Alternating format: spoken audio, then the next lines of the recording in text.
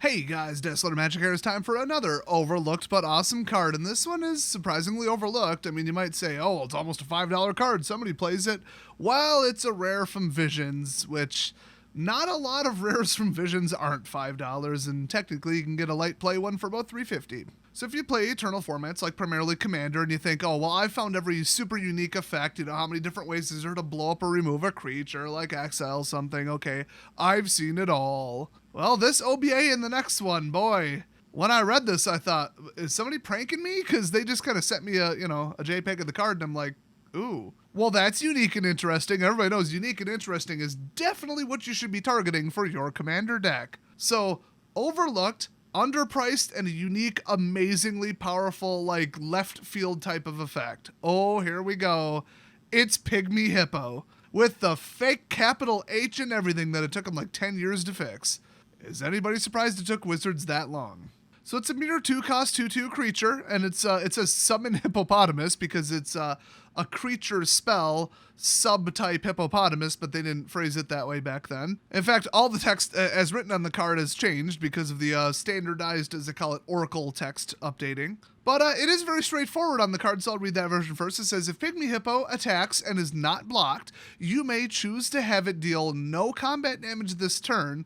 If you do, defending player draws all mana from his or her lands, and then his or her mana pool is emptied.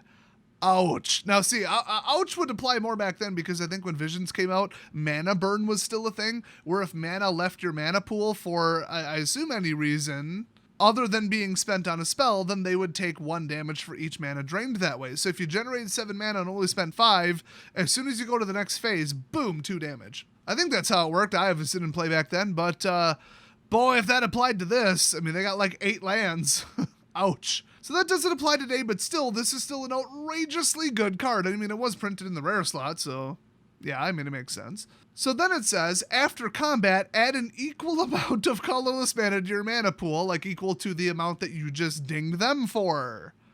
Ouch. So you might think, well, what about the gap, and can they react to this, and does it still work that way? So, I mean, yeah, okay, we get how the card generally works, but here's how it specifically works according to the new updated Oracle text. So, whenever Pygmy Hippo attacks and isn't blocked, you may have defending player activate a mana ability of each land they control and lose all unspent mana. And then it's almost like it implied immediately you can't interrupt the spell to real quick spend it because, well, it doesn't work that way. Nothing can interrupt a spell that's in the progress of being resolved. The example I always give, I'm sure you're sick of hearing it, but in case you haven't, is if a spell says your opponent loses 100 life and then gains 150 life, oh, well, they would lose in the middle of the resolution of the spell. No, a spell has to finish resolving completely. Every single effect, every single line, every single paragraph on the spell has to finish resolving before they check if you're dead. So you would not lose as a, quote, state-based action, that is what it's referred to, in the middle of a spell's resolution. So you also can't spend the mana in the middle of a spell's resolution. So that's why they say they lose all unspent mana, and it's in the same sentence to really outline it's gone. They can't do anything with it. They can't preserve it. So remember, it says you may have them activate all the mana abilities and lose all their mana, and then if you do, Pygmy Hippo assigns no combat damage this turn, and at the beginning of your next main phase,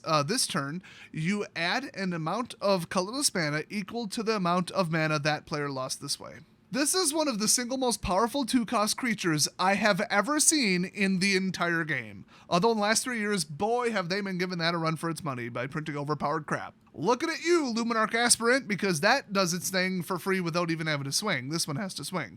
But if you made it flying, made it unblockable, whatever, gave it protection from everything, however you just got this through, you hit them once and all of their mana's gone, and then you basically get all of their mana but in colorless form. Now, it is during your turn, so it's did they really need that mana during your turn? Probably not. And if they did have something to do at instant speed that would screw with you, other than a counterspell, they probably would have used it in the middle of combat to bounce this thing back to hand or destroy it or whatever. So it's not oh, they can't spend mana. Well, they can on their turn. I mean, all the lands untap on their turn, they can spend them just fine.